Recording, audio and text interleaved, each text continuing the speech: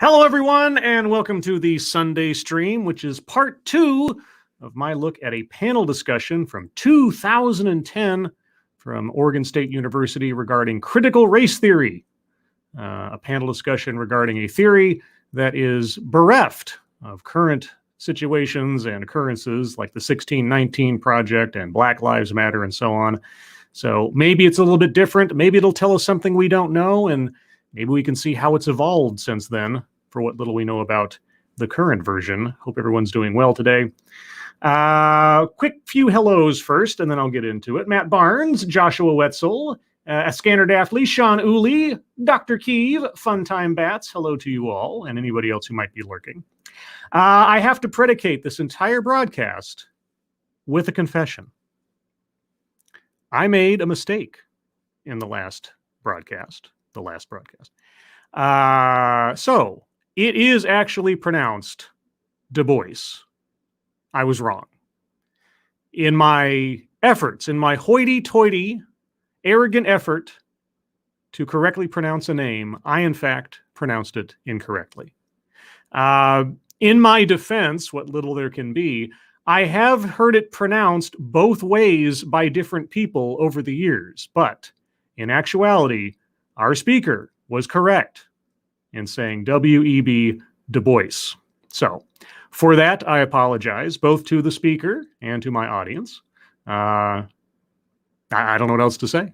I was wrong. So every joke, every dunk on the speaker in the last episode for his mispronunciation of the author's name, I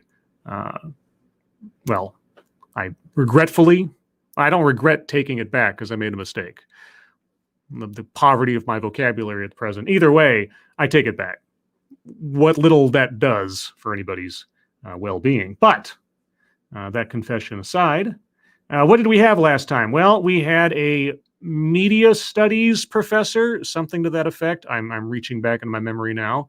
And then we had our professor who might as well not have been there since he had the good book to cover all answers and all things.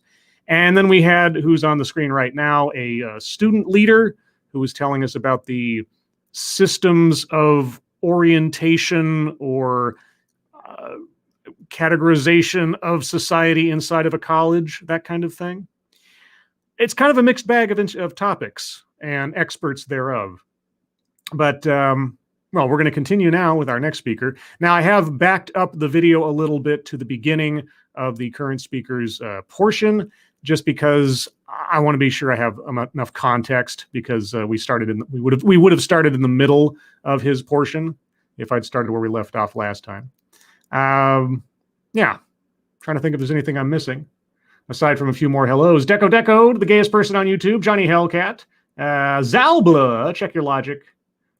Let's see, and No Name Wonder, Debatefly, Chicago Mike. And no name wonder. It's just no name. It's just that no name said something wonder after that, and I got confabulated. Scanner Daftly, Howard Welsh, and I think that's everybody that I see. Useless Rebel, hello. All right, everyone. After that rambling and somewhat disjointed introduction, let us continue with our look at critical race theory from 2010. Whatever else shall we learn? Great. I don't know what I have to offer in addition to a lot of the critiques that have been provided already. I don't know either. That's why you need to tell me. I wonder if I made that same joke last time. My memory. I understood my charge a little bit differently, and that's probably because I don't read my emails closely enough. But I combined the unbearable whiteness of being with a focus on critical race theory, along with what I think was in one of the emails, which was a request for me to talk about a subfield of critical race theory known as critical white studies. I'm sure I commented on this last time too. A subfield critical white studies. Now, is it just me, or is there no difference between the content of critical race theory and the implication of critical white theory? Is that a distinction without a difference? Because It sounds like it. Which is really analyzing closely how whiteness itself as a construct is produced. This is a really relatively recent development and somewhat controversial, even within inside of the field of critical race theory. So I'm going to try and offer a few words about critical white studies. Well, I don't know I don't know where things stood back in 2010, but whiteness as a concept has become a major factor in a lot of the discussions about, well, race in general, and I suppose critical race theory in particular. You've seen that brought up in multiple videos that I've looked at over the last several years. So maybe it was a new revelation back in 2010. And the way I'm going to do that, at the risk of being pedantic, is to just break out the three words and talk first about what critical means, then what white means in that phrase, and then what it means to study this kind of phenomenon. Okay, and I think I certainly said this last time. I always appreciate it, even if I don't agree with someone, where they take the time to actually define their terms, because oftentimes we proceed without any understanding of what someone is saying, and they can say anything, and it can mean anything, because in the absence of explanation, they just expect the audience to fill in the blanks, which never goes well. First, the word critical. Now, we can do a lot of things with that word, but by my read, the phrase critical, when I see it in academic literature, when I see it in literature that looks at sociology, anthropology, cultural studies, and philosophy, the word critical signals to me a particular kind of analysis. Let's talk first about what it doesn't signal. It doesn't mean to criticize or to be annoying and nitpicky about some aspect. Now, you might... Even though that is the ultimate result of how people who practice critical race theory end up actually becoming. But I call somebody else overly critical, and you're talking about that in sort of a common sense way. That's what it means. But that's not the way it's used here. Here, critical means examining an ideology that underlies a topic. Okay, so standard professor move is to define one word using a more esoteric word and then not explain what it is. So, okay, so if I'm following this correctly, then race, just the term race, is itself an ideology?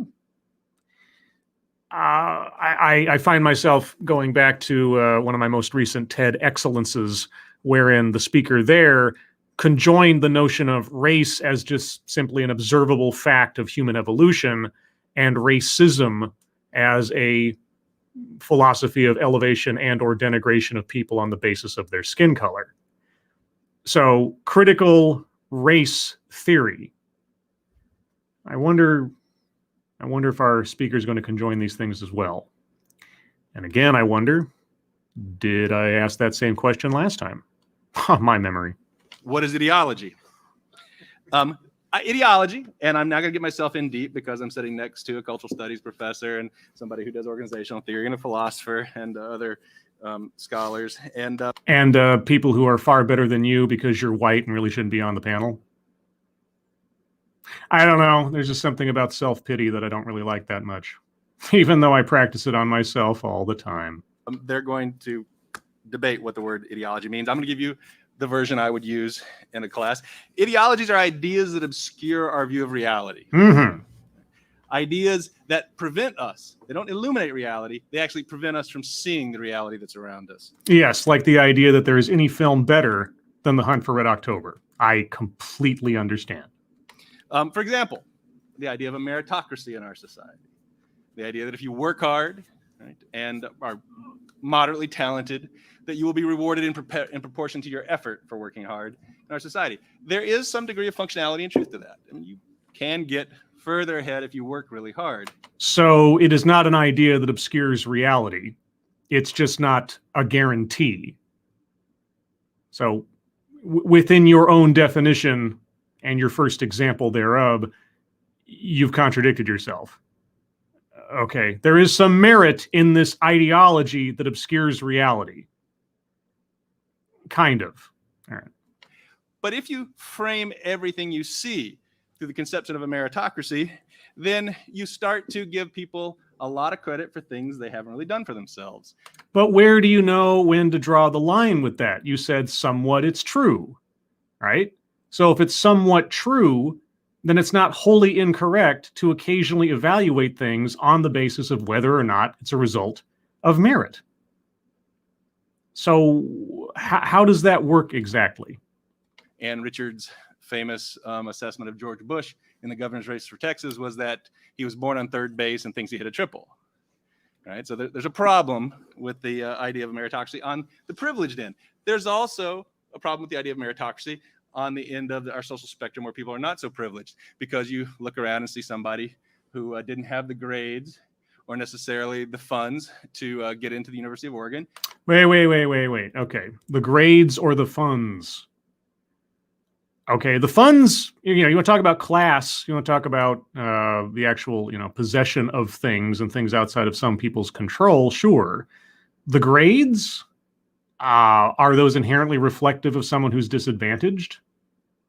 You go, well, that's your own fault. You didn't work hard enough. You didn't pay enough attention in high school, and you're not going to really be able to get here. Is that entirely invalid? I mean, it is an individual case-by-case basis. You cannot say, just as you couldn't legitimately say, I can see that person's skin color, therefore I know the quality of their life and their character. You couldn't just say someone with bad grades has bad grades because they didn't work hard enough. Okay? So I'll agree that is not an inherent one-to-one, right? But is it impossible for that to be the case? I mean, it's no more accurate to say that person has bad grades. Obviously, they are disadvantaged. You can't know that. You have to know something about the individual and not just the surface level information. And that explains I'm here because I did work hard. And is that entirely not true? I mean, are you going to have to prove your credentials every time you get up on a panel? Because by this estimate, I have to assume that nothing that you possess that qualifies you to be in the position that you're in is actually valid. Correct? Where do we draw the line with what qualifies someone as being in the position that they're in? I don't know. A lot of it is taken on faith, isn't it? I mean, I have to take it on faith that you are where you are on the basis of your merits, that you have some kind of credentials for that. So what do you do then? Let's see, over on to the chat. Thank you, Mr. Tickle Trunk. I had bad grades too. Turned out I wasn't smart. Oh, I think you're smart. Sure. I don't know. I had bad grades in geometry. I just absolutely failed out geometry. And you know why I failed out geometry? Because the year that I was taking geometry, I was having the worst sort of teenage angst emotional year, and I just didn't care. It wasn't that I couldn't do it, because the next year when I had to retake geometry, I aced it. So I know that a bad grade does not necessarily reflect upon someone a lack of ability or a lack of ambition or anything else. Like I say, it depends on the individual. And thank you again, Mr. Tickle Trunk, for the happy, smiling, dancing dog cat fox. Oh, dog cat fox. Wowie, wow, wow. Dog cat fox is happy today. Thank you, Mr. Tickle Trunk. Anyway. Yes, having bad grades does not mean a bad person. I agree. But it also doesn't mean that the person was inherently disadvantaged. They may have just been lazy and didn't try. But who knows? I deserve my position here. Yeah. That explains part of it. But empirically, it's mainly false. Individual effort doesn't explain most of the social stratification we have. However, and most people, I would guess if I asked most of you, you'd go like, yeah, okay, we know that. I've had a sociology 101. But it's one thing to know it as sort of a kind of commonsensical fact. It's another thing for it to be part of the public discourse. It is difficult to talk about social stratification in our culture because the ideology of meritocracy is so pervasive in our public discourses, in the media, et cetera, that it becomes a form of thinking that obscures our ability to talk about another aspect of reality, which is social stratification. Okay, I won't argue that meritocracy, as far as a filter by which you look at things, is a easy answer for possibly complex situations. That is true. All right. But again, you have to look at it from both sides. Right? You have to look at each individual case. You have to go down to the individual situations. You can look at statistics all day. You can look at all of the measurements and all. And that's basically what a lot of these professors are leaning on to say, here is a disparity in demographics, therefore racism, at least in this case. Our speaker isn't wrong.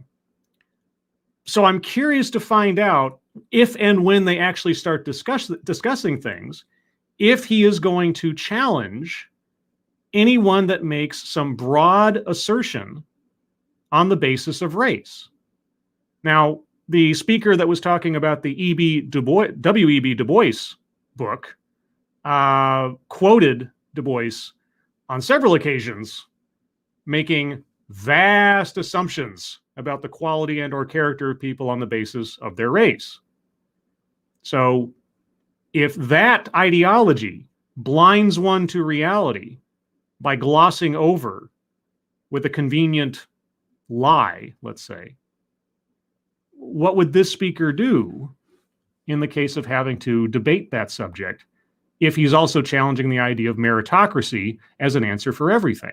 Okay, isn't critical race theory just another ideology like meritocracy? I don't know. Gender differences, same thing happens there. Of course they do. Thank you, Johnny Hellcat. I failed geometry because my teacher's teaching style was not computing in my brain, and the more he tried to help, the less it made sense. I mean, yeah, there's a lot of moving parts to education and learning things. People learn in different ways. People absorb information in different ways. If you have a lousy teacher, or at least a lousy teacher for you, it's going to be harder.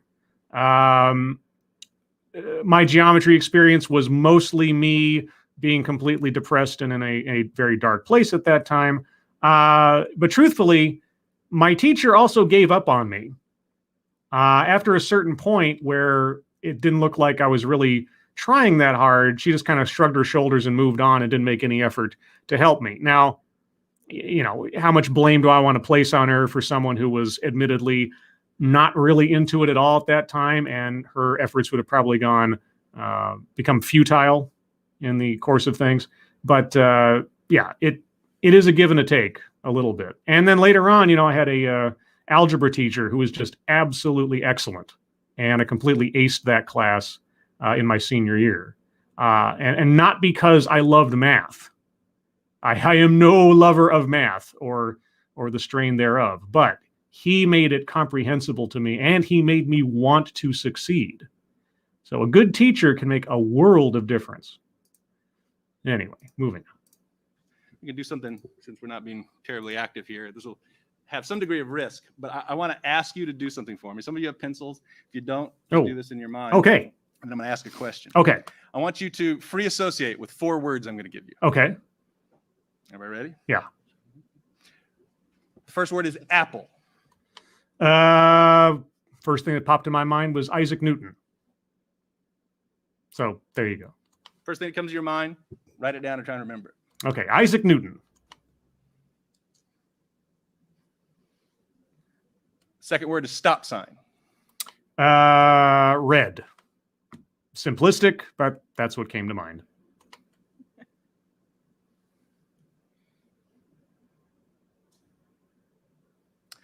The third word is parking garage.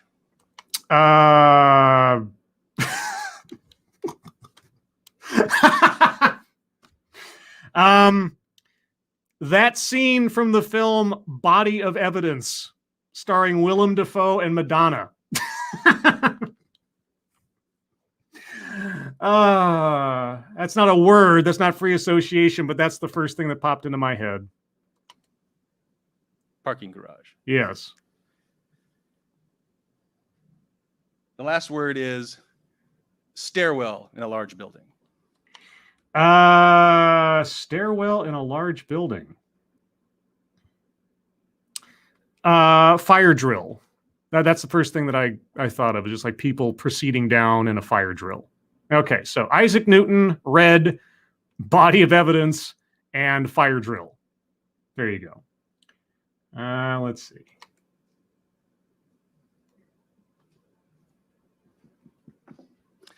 Okay, This may or may not work. Let's try it. Uh-huh.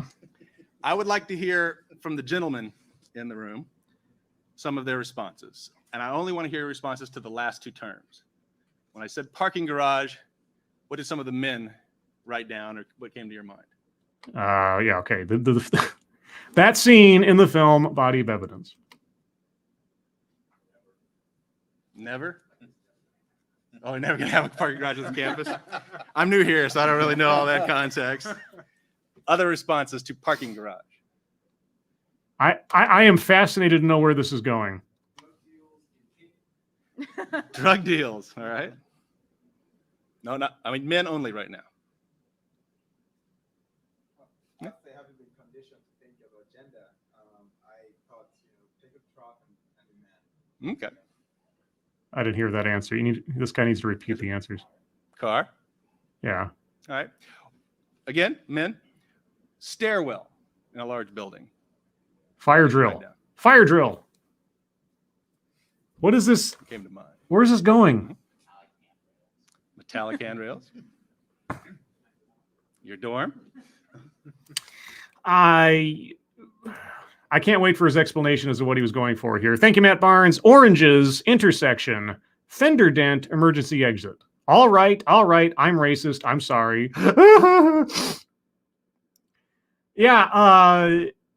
This is the most interesting thing this guy has said so far, in that I have no idea what he's trying to accomplish with this. A couple more. Okay. Concrete steps. Okay. What? That'll do. What, really? Okay, now, from the women in the audience, Yeah. what did you write down in response to parking garage? Concrete. Endless circles. Dark. Apartments. Scary. Rape.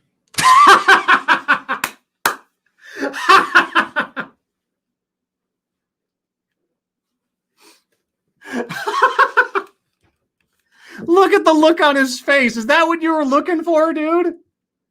Is that what you were looking for?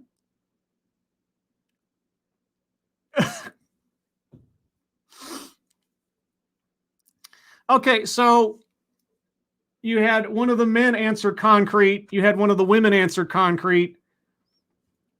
Apartment, endless circles, etc. The guy said never, which is kind of the same thing. But now one of the panelists said rape. Because he was looking at one of the panelists down the row there, wasn't he?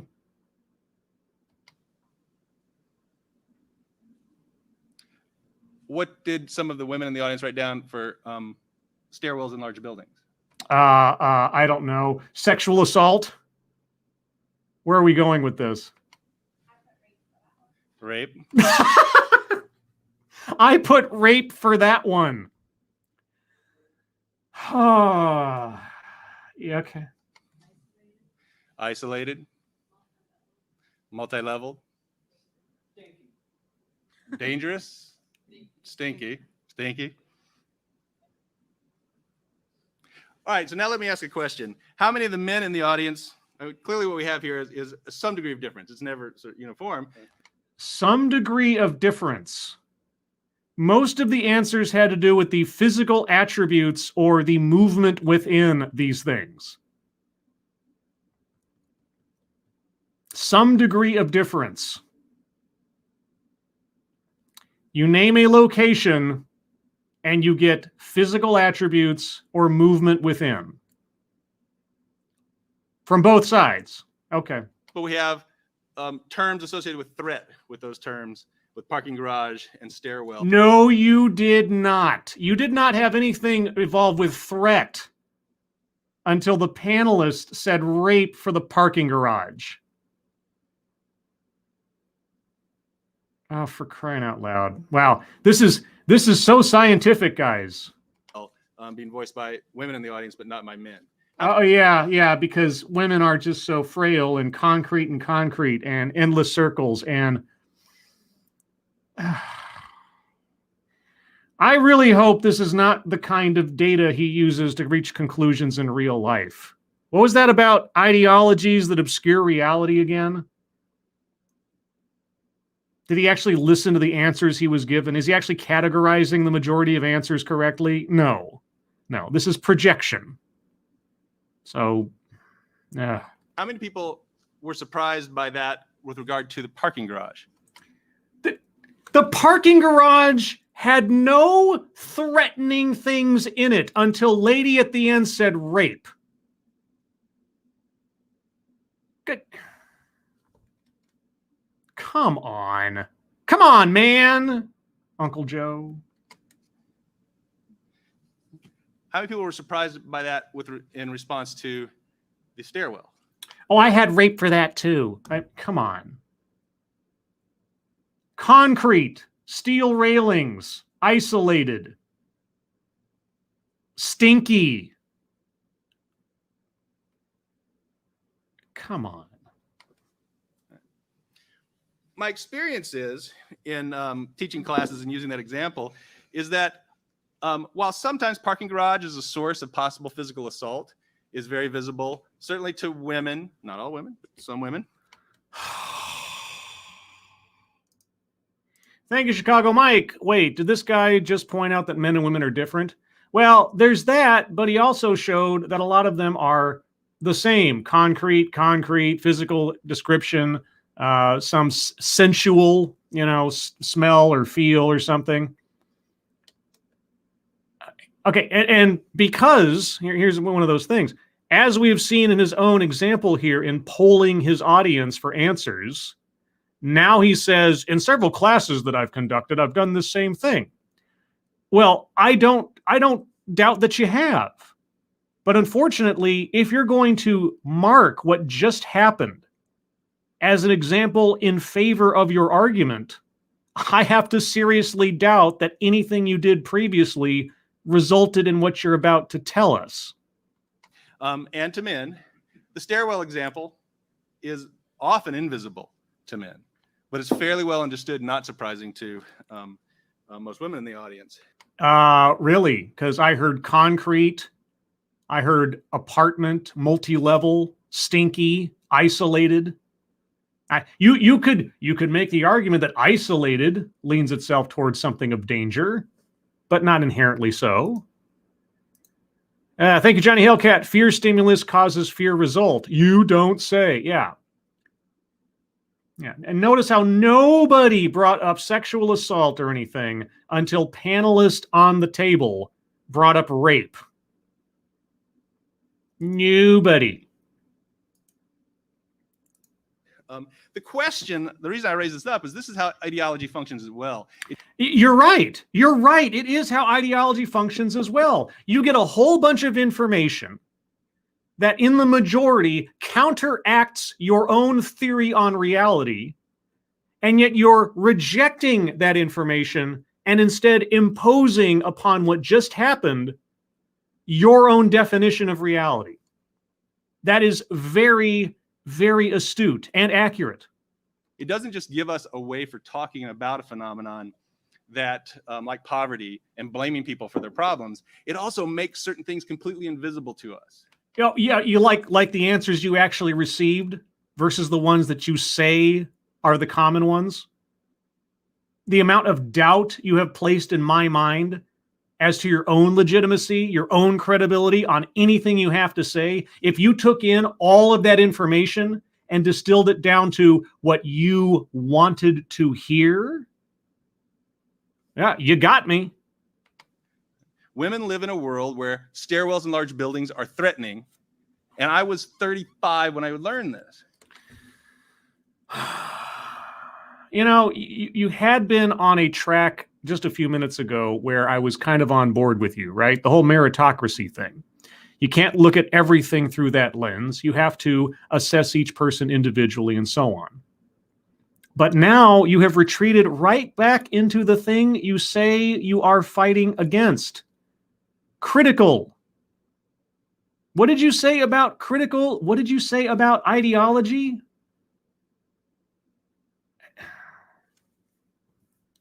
I think and by all means, because I've done this on many occasions, as anybody who's listened to me knows. If I'm wrong, if I'm misassessing this, by all means, let me know, either in the chat or in the comments. But is our speaker not a victim of his own blindness here? Is he not a walking contradiction in what he says versus what he promotes? And I spend my time studying this kind of Oh, I believe it. I go to anti-patriarchy workshops for fun instead of going to the movies. You go to anti-patriarchy workshops instead of going to the movies. You find that fun? Anti-patriarchy workshops. Critical means to examine ideologies.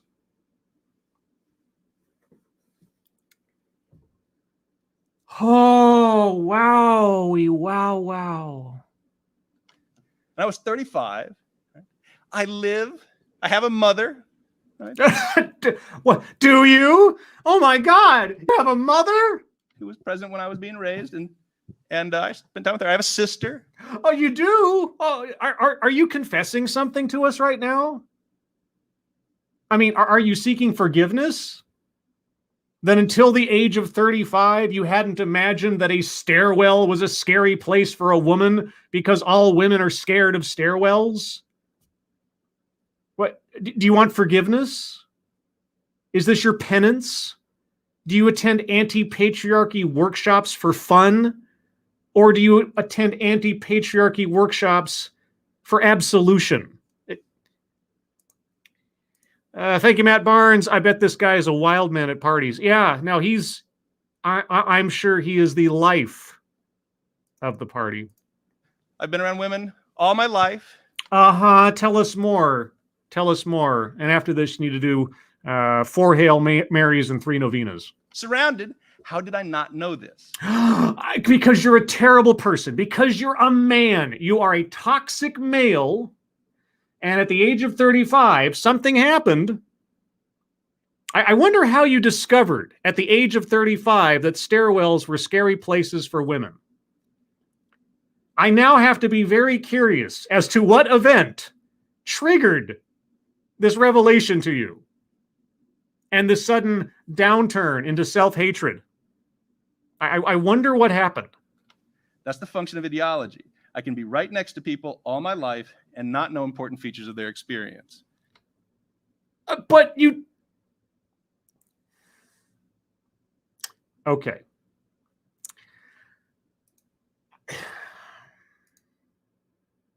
What? What is that? What the fuck is that?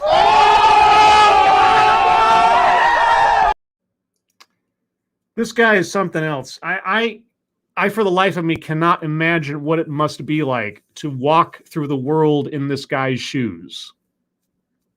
To, on the one hand, sound somewhat reasonable in saying no ideology can or should attempt to explain everything. It does come down to specific instances and individual, et cetera, et cetera. He kind of got there. Can't look at everything through one lens of meritocracy. Can't assume that someone with bad grades didn't try hard enough. Okay, gotcha.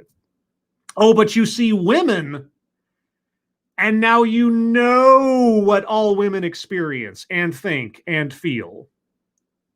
You know that you need to attend anti-patriarchy workshops for fun because at the age of 35, you what? You tried to kiss a girl in a stairway and she pushed you away? Is that what it was?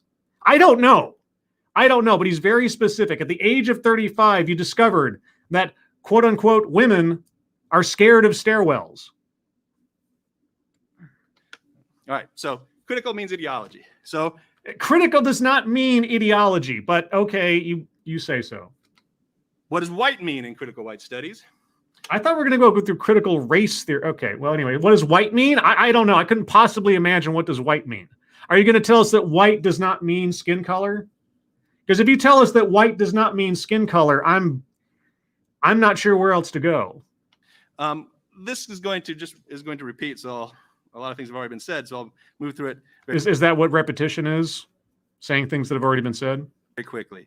When we talk about white in the phrase critical white studies, it doesn't simply mean skin color. How did I know that that was going to be the first caveat? All right, well, what does it mean if not skin color? What does the word white in critical white theory or critical white studies, what else does it mean? And let me back up a second or two. I want to make sure I heard him correctly. Critical means ideology. So what does white mean in critical white studies? This is going to repeat, so a lot of things have already been said, so I'll move through it very quickly. When we talk about white in the phrase critical white studies, it doesn't simply mean skin color. It doesn't simply mean skin color, but it can. So where does one draw the line in assessing something on the basis of either skin color or... It really refers to race as a social performance. Race as a social performance. It's tied to skin color, but it's much more complicated than that.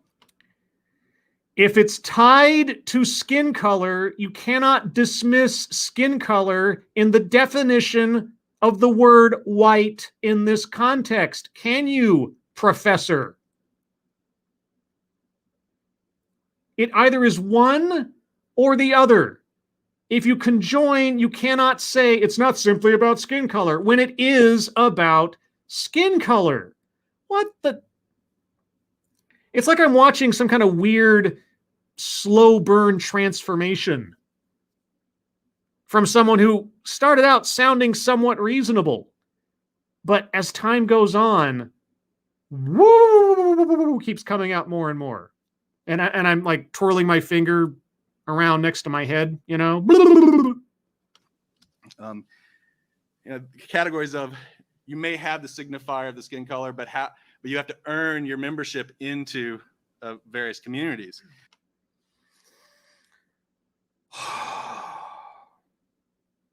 Oh, so what you're saying is I can't just look at someone, know their skin color on sight, and make an assessment of them and who they belong with or what they think or their associations or their character. Is that what you're telling me? Then why call it a racial performance? Why even have critical white studies? If it is not a determinative factor in assessing someone, it doesn't mean anything, does it, Professor? Oh, but wait, it does. I have to earn my way into certain groups, even if my skin color is a signifier. What groups are you talking about? And we also have the kind of counterexamples. Some years ago, Toni Morrison referred to Bill Clinton as the first black president. Oh, okay. Well, was she right? I mean, Toni Morrison said it, so how do you assess her opinion? Now, what exactly does that mean? I don't know. What does that mean? Oh, professor of critical white studies. It signals to us that race is something more complicated than just the signifier of your skin. Or it promotes the idea that race is an identity, which isn't healthy for anybody. So because Toni Morrison said it, that is evidence of what? Of reality? Of fact? Of truth? One person's comment signifies to you an exception to reality. Is that all it takes for you? Wow, okay. When Toni Morrison says things, she's a cultural prophet. Toni Morrison is a cultural prophet. Really? Wow, I had no idea. Are you a disciple of this church? Because it sounds like it. You listen, right? This is not just something like Jerry saying something like that. What? When Toni Morrison speaks, you listen. She's a cultural prophet. I couldn't give a rip less what Toni Morrison has to say. But you value her word. Why? Why? Is she your W.E.B. Du Bois? When Toni Morrison speaks, you listen. Wow. Racialized discourses produce our consciousness by forcing us to track how other people interpret our behavior. So it's not just that race is sort of slippery as a category, but we have to pay attention to it because it has consequences for us. Is it just me, or has he become more and more breathless as his time has gone on? He started out very calm and collected, but as he's proceeded, he's become more energized, more animated, more... I think he might be putting himself into a state of ecstasy, a kind of almost religious ecstasy. Testify, brother. I mean, Scott has already talked about W.E.B. Du Bois and his magisterial text, Souls of Black Folk, in which he self-described the experience of looking in a mirror and say, what does it mean to be a problem person? Where I have two consciousnesses. I am black, but I also understand how I'm looked at by white people. And that's a part of me. It gets into our heads. Yes, one man's opinion, one man's self-assessment becomes truth. Well, I guess if Toni Morrison says it, you have to listen. What's kind of new in the late 20th century, first 21st century, is that experience of being otherized, of knowing you're being tracked for that identity, even though it's not the way you think of yourself. Is that how you see black people? Is that what you think black people are thinking when you see them and they see you? Thank you, Matt Barnes. As a member of Oprah's book club, I have to ask you to back off on such deep thinkers as Toni Morrison or Deepak Chopra. Dude might need a cigarette. Oh, man, Deepak Chopra. There was a, I'm sure you can still find it on YouTube. There was a debate with, I believe it was Sam Harris and, was it the Michael, I forget his last name. Anyway, there was a debate with Sam Harris, Deepak Chopra, and some lady on the end who was a complete, crystal staring hippie on the nature of quantum physics and all this other stuff. And it's hilarious. If you want to see an instance where the emperor has no clothes, watch Deepak Chopra going up against Sam Harris. It's Michael Shermer. I think it was Michael Shermer and Sam Harris and Deepak Chopra and a lady whose name I can't remember, Catherine something. I can't remember. Anyway, yeah. Oh, Deepak. Anyway, moving on. It's happening also to the majority culture, folks. Uh-huh. Right? Men are being made more self-conscious about. Now, I'm not optimistic about this. I'm not saying that we live in a newly enlightened era. Oh. No. We have to be pessimistic about men. Men are terrible.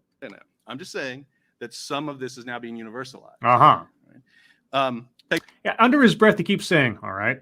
I don't know if it's quite the right, asking the audience for affirmation, but it's almost as if he's checking himself, right?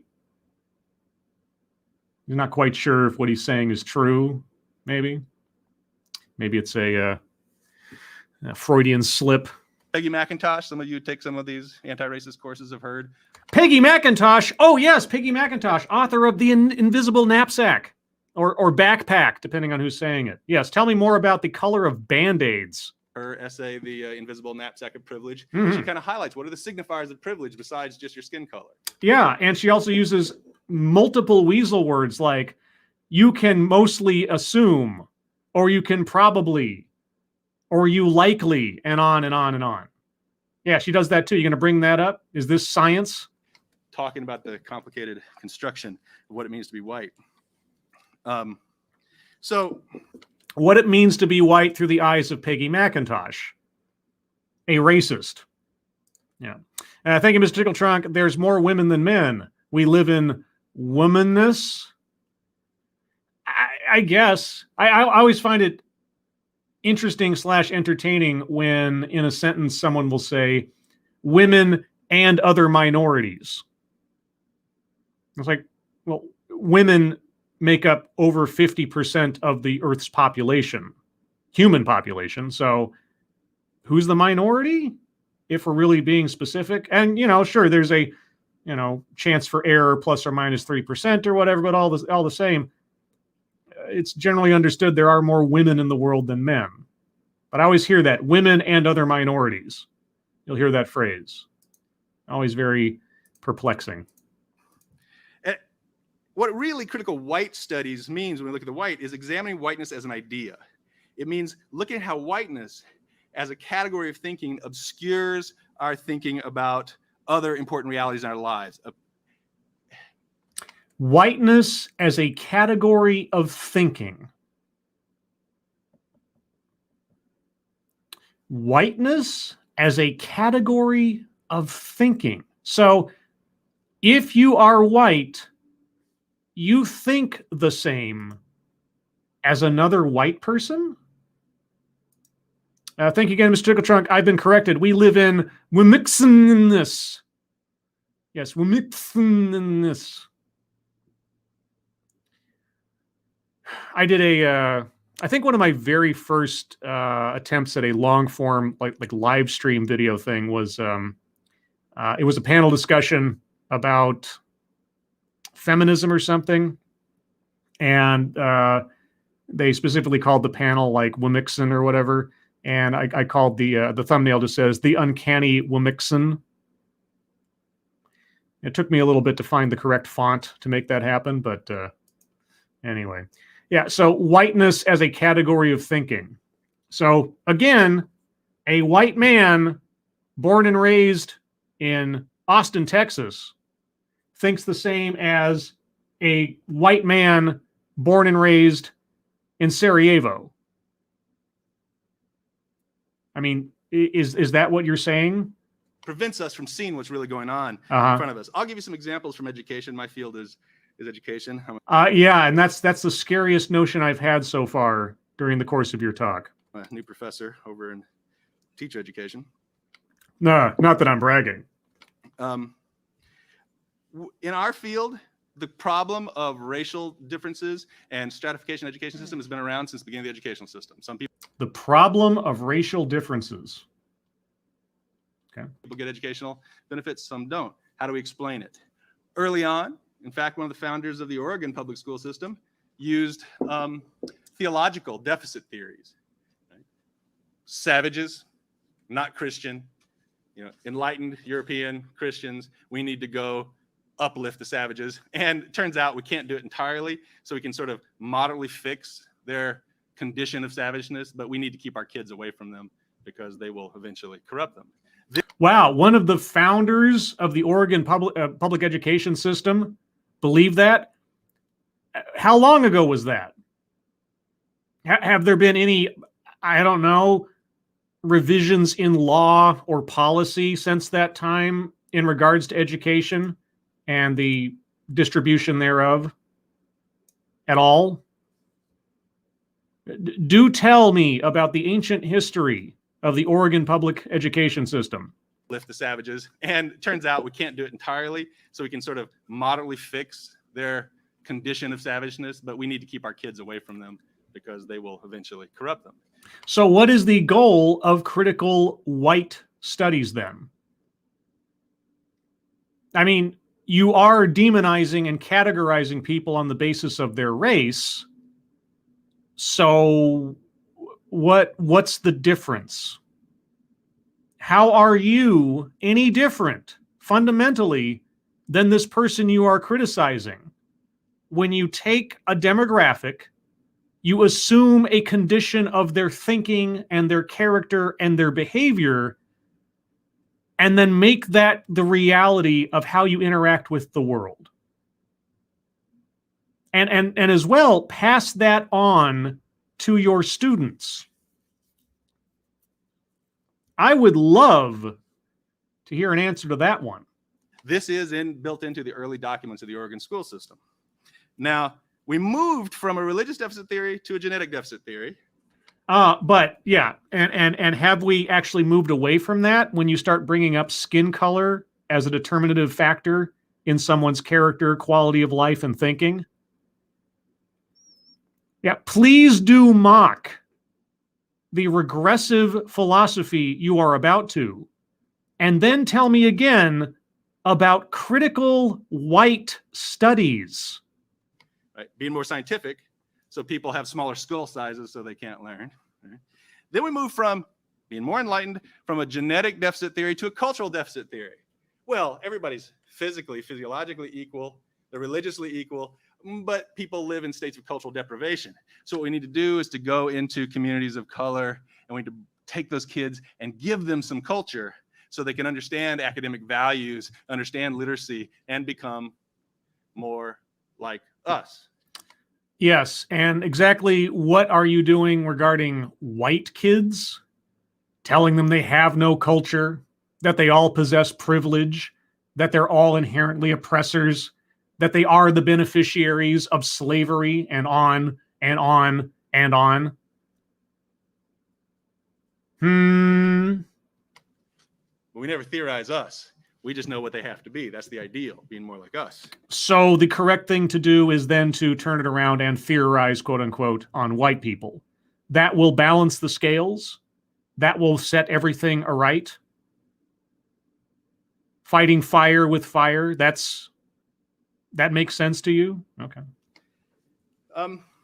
My point here is that these constructs of deficits, those others being less and us being more, are a function of an invisibility of who we are to ourselves. We haven't critically analyzed what our category is. And so what we do is we assume everything else is less than us and try and move it to become more like us, to be more like sameness.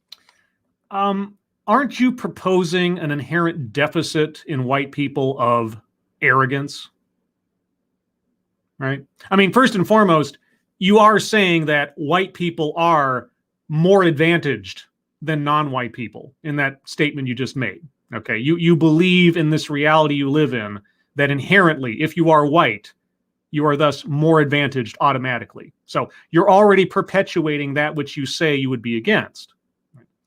But insofar as assuming deficit, assuming flaw, well, you're imparting upon any white person you see who does not agree with you the deficit of arrogance, the deficit of hubris, right? Or am I incorrect in that? Because that is the message I keep getting. Right? White people possess privilege. White people possess this, that, and the other. And they are villains for doing so. So that's the ideological function of whiteness in that situation, is whiteness is invisible to us, but it functions to obscure the reality of the oppressive colonial nature of our interactions educationally and otherwise. Wow, it's invisible to us except for everything that we do and how we treat people every day because of our skin color. All right. The people. Uh-huh. All right. So okay. That's whiteness. So what do studies mean? I don't know. So critical white studies. Yes. To study whiteness yeah. is to study whiteness as an idea and an ideology. And I mean, it's associated with skin color, but whiteness is actually an ideology. Being white is an ideology. Simply the fact of having the skin color you have is a way of thinking. Okay. Just do a quick word replace in your mind. Replace whiteness with any other race, color categorization on the planet. And see how long this guy would last with any thinking person elsewise who hasn't already blinded themselves to the reality of what is being proposed here. I think we should talk about what it doesn't mean first. Okay. It doesn't mean a license for narcissism for white folk. And it doesn't mean hand-wringing performance of guilt around issues of race when that comes up. And you can talk about whether you think guilt is required. I mean, what? But I operate from the position that we exist, all of us in this nation, with blood up to our elbows. And any decent high school text history text will reveal that to you. So you do believe in guilt because A, you didn't know until 35 that all women think staircases are scary. You attend anti-patriarchy workshops for fun, but we're all up to our elbows in blood in this country. No, I think you believe in guilt. I think you wallow in guilt. I think you like feeling guilty because that makes you feel more pure and virtuous. You are, for all intents and purposes, a Catholic. You possess the original sin of simply existing. There may not be any supernatural elements to this, depending on how you look at it, but it is a belief system, and it is a system of guilt and sin and seeking forgiveness and penance. You are not doing anything new. So our challenge is what to do with that history and all the meaning that cascades down from it as a result. I don't see this as a cause for despair. It's just a simple reality, and one we can reasonably expect intelligent adults to deal with. It's not about despair. Intelligent adult can deal with this. Yes, yes. Tell me more about your intelligence in all of this. A third thing it doesn't mean is that it doesn't mean establishing some sort of doctrinaire position on matters and trying to impose some sort of answer or a particular party line on what it means to be white. So critical white studies does not attempt to seek an answer to a question.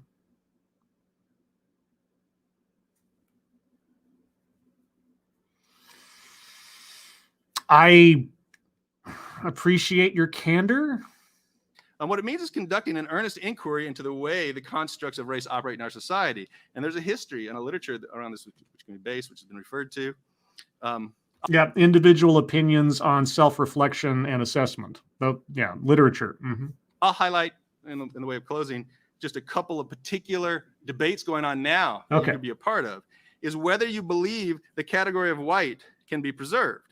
What? In a post-racist or an anti-racist society. Is there something constructive worth preserving in the category of white? I don't know. Is there an answer to that question? If the answer is no, what do you do? I mean, if you decide there is nothing worth preserving in the category of white, what does one do? How do you solve that problem? I'd be fascinated to know the answer to that one. Also, he brought up anti-racist. He used the term anti-racist. Remember, this is back in at least 2010. This is like 11 years ago. This is before Ibram X. Kendi. This is before all the anti-racism stuff. So it was not a term that was unknown. But I am curious to know if anti-racism meant the same thing back then as it means now. Because anti-racism really is just a synonym for critical race theory. If you listen to the rhetoric of what anti-racism is and what critical race theory is, it's the same thing. It's called the preservationist view, that we will eventually always have a category of whiteness, and whiteness could do something positive. Or there's the abolitionist view, what Noel Ignatieff, the editor of the journal Race Trader, calls the new abolitionism, which we have to get rid of the category of white altogether. Well, okay, I'm a bit confused on terms here because the Neo-Abolitionist Movement, last I knew, was about police reform and or literally abolishment. But okay, the Neo-Abolitionist Movement is to abolish white. Really? Okay, so the first abolitionist movement, at least historically speaking, was to defeat slavery. But now the Neo-Abolitionist Movement is to defeat white. And what does the resulting success of the Neo-Abolitionist movement look like then, I wonder? Which builds to some extent on W.E.B. Du Bois's work that Scott was quoting there a minute ago from the Souls of White Folk. White is a category that simply does damage. It has no constructive purpose. Okay, and again, what do you see as the solution to this problem using critical white studies, which does not actually seek answers to problems? Okay. There are also questions about how race and whiteness interacts with other identity discourses like class, gender, sexuality, regionality, profession, your major. And none of those things are identities. None of those things are inherently determinative of someone's identity. But okay, sure. You go with your bad self. Turns out what major you pick will have an impact on how you think about your racial identity. Really? Okay. Well, Professor, the major I picked was English. You tell me what impact or what does having an English major say about my thinking of my quote unquote racial identity? Now, what does a chemistry major say? An engineering major?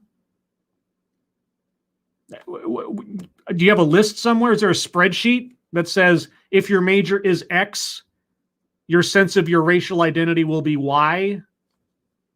I would love to know what my major says about how I see myself. Math majors, it turns, think out differently about them than women's studies majors. Really? Math majors think... And math majors think about themselves how compared to a women's studies major? I mean, aside from the fact that women's studies oftentimes promotes an ideology, whereas math isn't really an ideology. I can imagine that people who willingly decide to make their major and focus of study women's studies have a very different outlook, or at least proceed with a very different outlook than someone who goes into math. However, just like you said before, where grades do not necessarily reflect someone's lived experience, either their efforts to succeed or not, am I now to assume that someone with a major of X thinks about the world in the way of Y? I have my preferences for the ways in which different majors talk about it, but I'll let you make those decisions. Oh, I can imagine. There are some people that say critical white studies is a waste of valuable critical energy that should be spent talking about marginalized communities. Well, okay, you were half right there. It's a waste of time, but not... Okay. You can make up your own minds. I would just say that the important contemporary debates about race aren't going to happen on CNN and Fox. Oh, ye of little faith. If only you could have known then what we see now. Oh boy, now there is an artifact of the times. They're going to trot out a bunch of threadbare conceptions of the challenges we face where race is concerned. The important debates are going to happen in your conversations late at night with other students who are excited about these ideas. Excited about race, yeah. You know what people excited about race are called? They're going to happen in your classes, and particularly in your electives, particularly the new electives that are put on the curriculum. They're not yet part of your major, but somebody finally got them in as an experimental course. Right? If you look at your electives and just look at it as a way to sort of leverage a higher grade point average by taking an easy course, you're really shortchanging yourself. Go look at the senior level courses and some of the high level seminars and jump into them, in my opinion, even if you're a sophomore and they allow you to do that, because you should use that time ambitiously to become a part of the conversations that are most important things going on in our world today.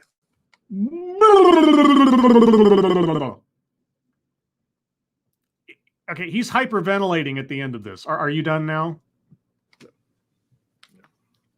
Okay, I guess he's done now. Just a programming note. I am going to stop at about an hour and a half again, just like last time. I'm going to call it a hard stop there just for consistency's sake. And at that point, or near to, I will decide if this deserves a part 3. But I will poll the audience at that time to see. Hi. Hi, thank you. Thank you. Hi, Santa. First of all, it's an honor to be here, and thank you for coming out tonight. I'm Tim Mcmahon. I work on the Center of Diversity and Community, and I'm also on the Teaching Effectiveness Program. And you have an amazing haircut. That is an amazing deep dish bowl you got there, especially with the wings on the side. That's something else. I can't help but imagine the forehead that is hidden beneath there. A lot of my time is spent helping faculty and GTFs teach better, and then also doing diversity-related workshops. Okay. Tim Wise, a social activist, is Tim Wise. Oh no, you're not gonna. What was his book? Letter to My White Self or something like that? Yeah, I've listened to Tim Wise a few times. Oh boy, W.E.B. Du Bois, and now Tim Wise. All right. quoted as saying this in his piece, Membership Has Its Privileges. Being white means never having to think about it. James Baldwin said that many years ago, and it's perhaps the truest thing ever said about race in America. I'm going to offer a little bit of different kind of take on some things. There's a little handout going around, blah, blah, blah. One of the things that's interesting when I've done different workshops and had folks split into groups. Split into groups. Uh-huh. Were they affinity groups by any chance, or was that even a concept back then? Thank you, Mr. Tickle Trunk. Is it too early to start drinking? Let's see. In Canada, I don't know what time zone you're in. And drinking what? I mean, like maple syrup? Isn't that what you Canucks all drink? That's why you're so sweet and kind to one another? Or is that a stereotype? You drink hot maple syrup every day? Never mind. And I give them certainly permission to go to whichever group they choose to. Got white folks in one group and people of color in another group. Oh, really? So they group up of their own accord by race? Huh. That all of them do this. The white folks and the quote unquote people of color. All right, so everybody's racist? And I give them this task: come up with a list of what it means to be white in the United States. Uh-huh. So if you imagine yourself in one of those groups, Yeah. if you're white, imagine yourself in the white group. If you're a person of color, imagine yourself in the person of color group. Mm-hmm. What tends to happen, and this has been pretty universal whenever I've done this during a workshop. And just like the previous speaker, given his assessment of the answers he got at his little poll question, I have to wonder if what you're about to say is actually reflective of reality, or if it's been put heavily through a filter of ideology. But go on. The white folks sit around and kind of laugh nervously. Yeah, I wonder why that might be. And don't get anything down on a piece of paper in about 10 minutes. Oh, I'm sure that's exactly the truth, yes. And the people of color work industriously, come up with a laundry list of things about what it means to be white. And then you get them together, and you get the white folks together with the people of color, and you pair them up in dyads or small groups, and they share what they. So you ask two groups that you've split up amongst racial lines to begin with, or they just naturally collected that way. I wasn't quite sure which one it was there. And then you ask both groups to write down what it means to be white in America. And the white people don't know what to say, but the people of color have a lot to say about assessing someone and their beliefs about what race means in America. And what point are you aiming for here? They wrote. They share their impressions. And the white folks are usually quite amazed at the laundry list of things, the great list of things that the people of color come up with. And then you do the reverse, right? You ask both groups to say, I don't know, what does it mean to be non-white in America? I can't imagine what might be said of a group of white people writing down their assumptions of the kind and quality of someone's life in America based on their skin color. I can't imagine what would happen at that point. So what point are you making again? Whiteness is generally not examined, I think. And I think that that's one of the great reasons we're having probably this panel and the need to think about that. A few years ago, I was doing a workshop with some faculty, and one of the faculty members came up to me. It was a tech workshop. Faculty members came up to me and said, you know what, we were doing a diversity piece. And this faculty member said, you know, I really don't need to be here. I kind of get this diversity stuff. I don't see color.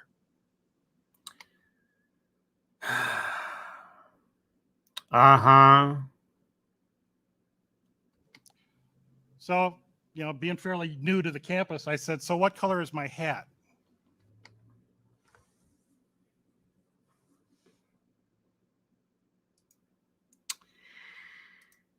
What? What is that? What the fuck is that?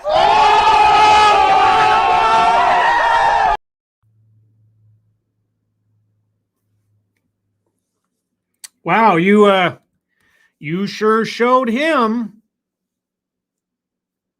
You sure showed that faculty member. Boy, oh boy.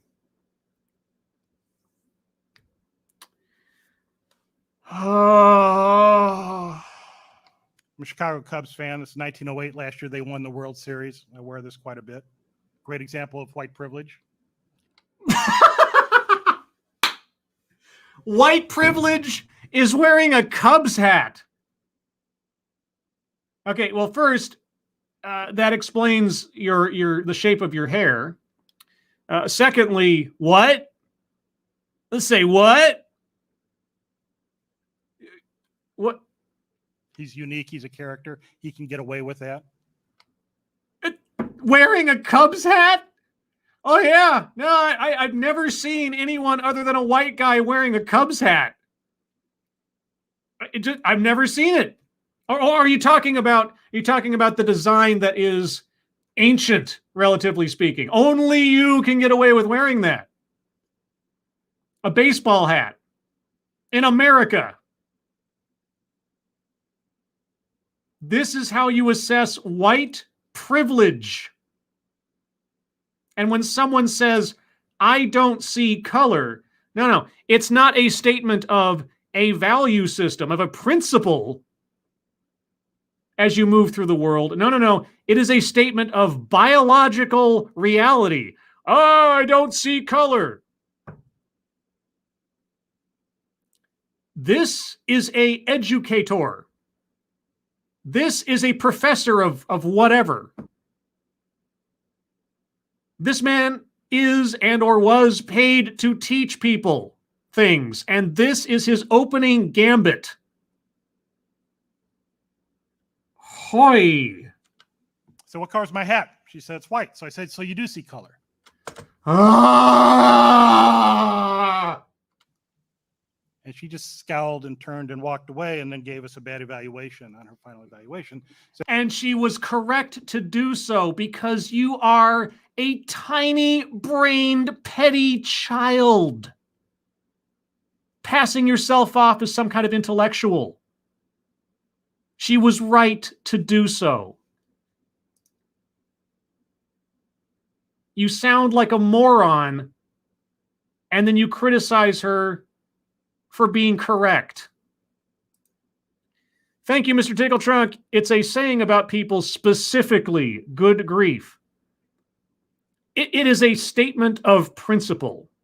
It is a statement of just assessing people on who they are, not on what they are. I will repeat this until the end of time. I want to get to a place where skin color says as much about someone in everyone's eyes as hair color or as eye color. It is insignificant. It is non-determinative. That is what the philosophy of quote-unquote color blindness is. That's all that says. And every time that I hear someone say something to the effect of what our professor here just said, I really have to wonder, well then, sir, how much do you move through the world assessing color? Because if you think it is wrong, if you think it is intellectually corrupt to say, I do not assess people on the basis of their skin color, if you're going to poll the dumbest rejoinder one can come up with for that, I have to ask, do you oppose the notion of ignoring skin color when looking at people, when assessing them, when judging them? Because your little demonstration here, you might have thought you just had a mic drop. But in fact, you just declared yourself a racist. Said we don't know how to work with faculty. If you Google, I don't see color, one of the first hits you get is Stephen Colbert's website, where you can purchase a t-shirt that says, I don't see color, but people tell me I'm white. Uh-huh. Yeah. Yeah.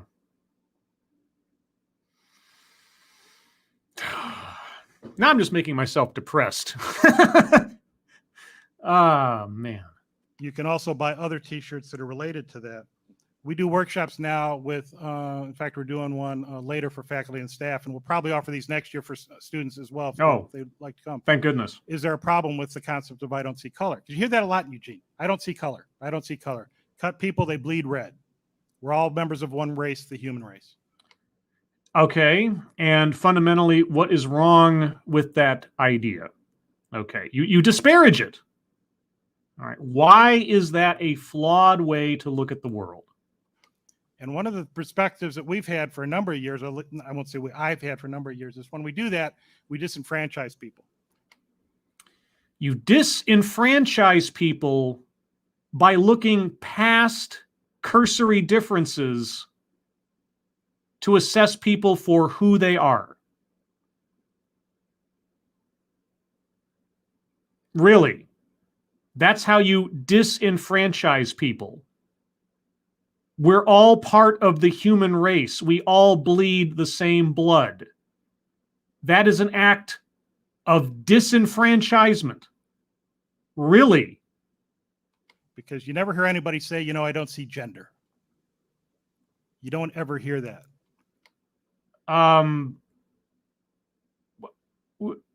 What are we talking about? Because skin color,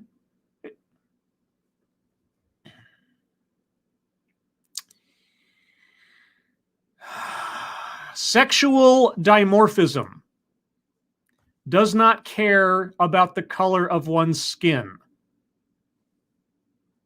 if you can believe it. Thank you again, Mr. Tickletrunk. Martin Luther King Jr., quote, to be judged by the content of their character, not the color of their skin, unquote, aka, quote, don't see color, unquote. This guy, quote, look at my hat, unquote. Yes. Yes. This guy is the most entertaining so far, I suppose. Thank you, Chicago Mike. Content of character, why is this a hard concept? I don't know. I don't know. Educators like this want skin color to be valued. They want people to assess each other on the basis of race. He is promoting and advocating a stratification of thought on the basis of what you see of someone's skin color. And wrapping it in some kind of, I don't know, academic, virtuous revelation. I'm at a loss for words. And of course, this is nothing new. I have heard this stuff over and over and over again for the last couple of years. But every time I hear it out of someone new, I'm still shocked. You know why? Do you know why that is? If you can believe it.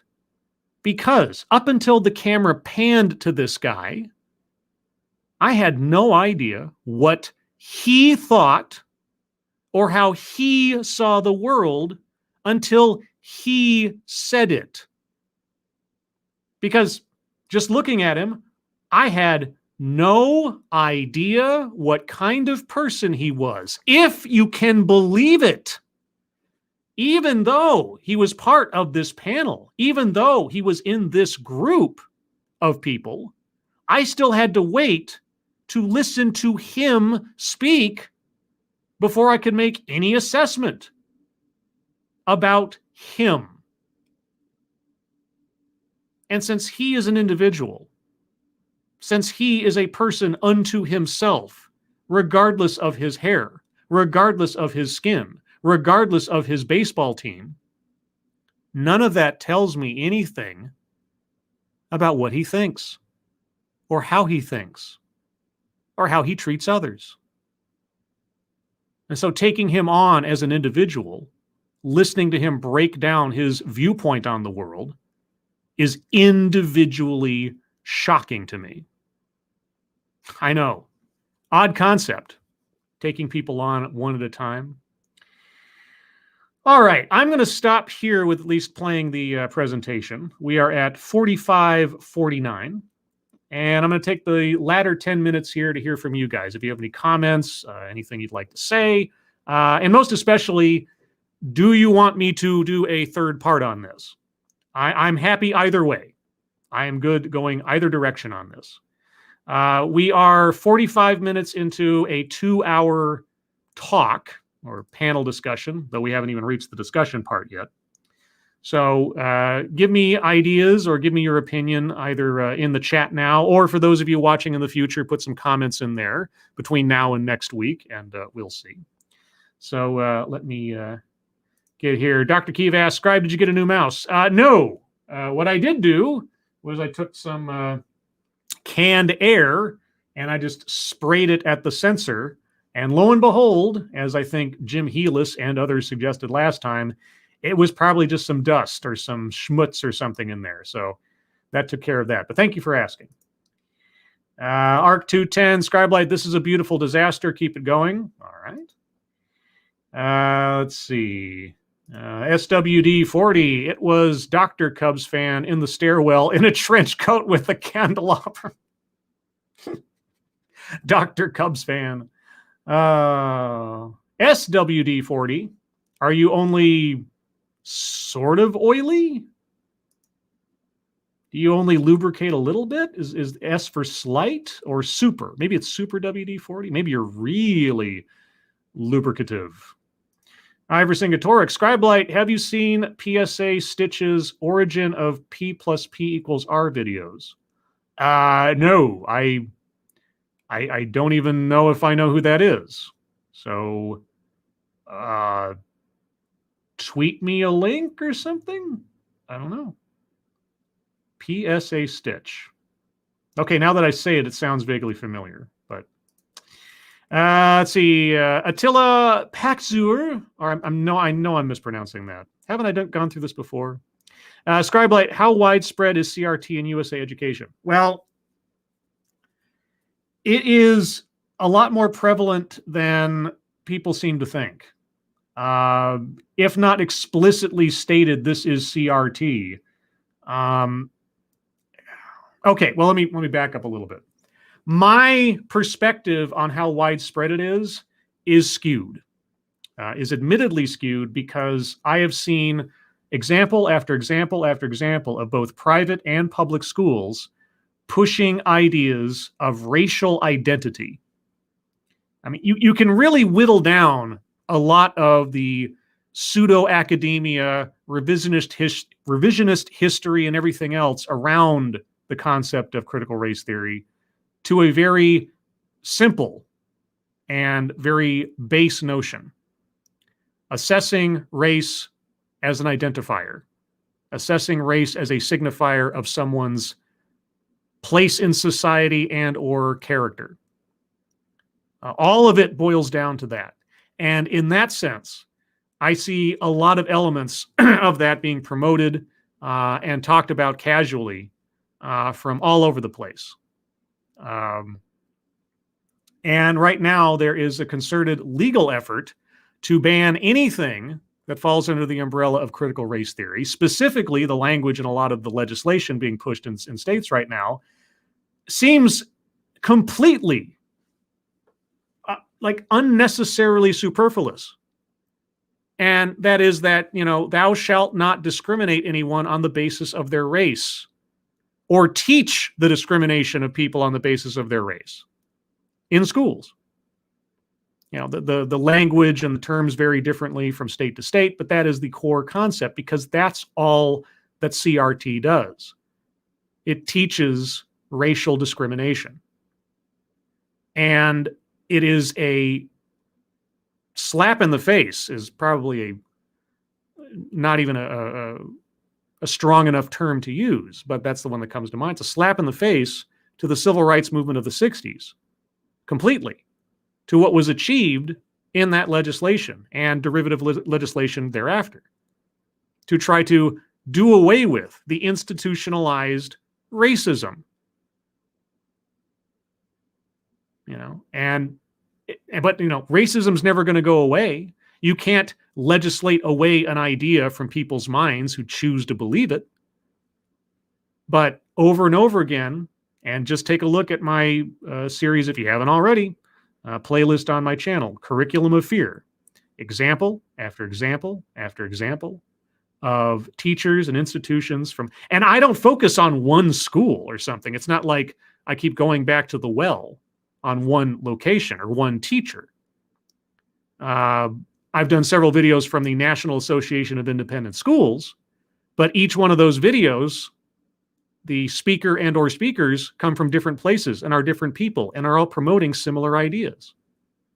So it's probably a lot more pervasive than I think, because it can be either very blatant, as you see in some of the videos I've done, or perhaps very subtle. I don't know. But this is a very popular idea right now. But I have to, caveat all of that by saying my perspective on how prevalent it is likely skewed. I think it's more in use than I would imagine. That's my thing. It's like I think I'm only seeing a, sort of the iceberg's tip of how far it goes. I hope I am wrong. I want to be wrong about that.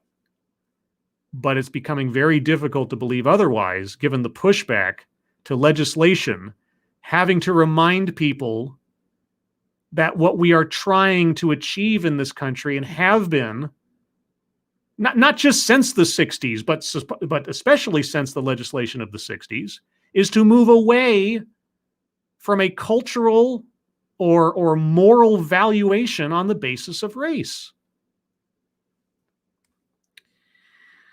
Again, Attila, Scribelite, so more smoke than fire for now. I have another question. What's your experience with corporate culture?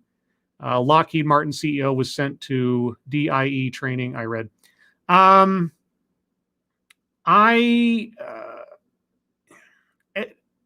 last time that I was actually a part of a major, or not a major, but a big corporation, corporate structure kind of thing, was many, many moons ago. We're talking like 2007, 2006.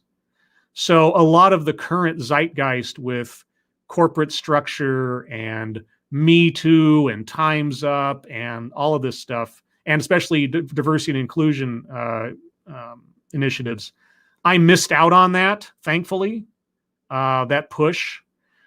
I'm sure that if I think really hard about it, I could pull out some elements or some behaviors or things that could align with the current hysteria, but I never experienced it to the degree that I know a lot of people are now with like employee resource groups and diversity training and so on. I never had to go through that, thankfully. So I've missed that experience. No name, got a whole folder of CRT related emails and messages, trainings, etc. from my work. Yeah, I have been employed by a small company for many, many years now. And we never, to this point, we haven't had any reason to, or had any anything like that beyond your basic sort of, sensitivity training kind of stuff. And if somebody's acting out of hand or whatever, say something, that your basic HR kind of stuff. Outside of that, yeah. And the people in my company, we all get along so well. And as far as I'm concerned, there's just a mutual respect all over the place. And if somebody acts out of line, boy, oh boy, it doesn't last long. Really doesn't last long.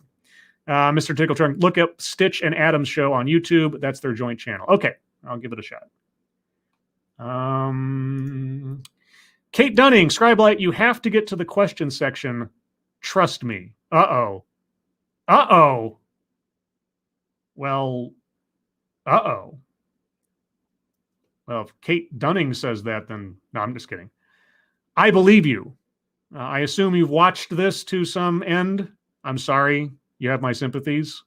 All right. Well, I think that seals it. I'm going to have to do at least a part 3 and maybe onward. Maybe I'll have to finish this whole thing. Maybe we'll just turn into a 6-part series or something. Those of you watching in the future, if you see additional parts into the 5 or 6 range, well, I predicted it here. But with that, everyone, I'm going to call it here. Thank you guys so much for joining me for this. Thank you so much for wading through this. I mean, even though it's 11 years old, it's still terrifying to me that 11 years has gone by with speakers such as those we've already heard from continuing to put this stuff into the minds of others and promote it as though it were a good thing.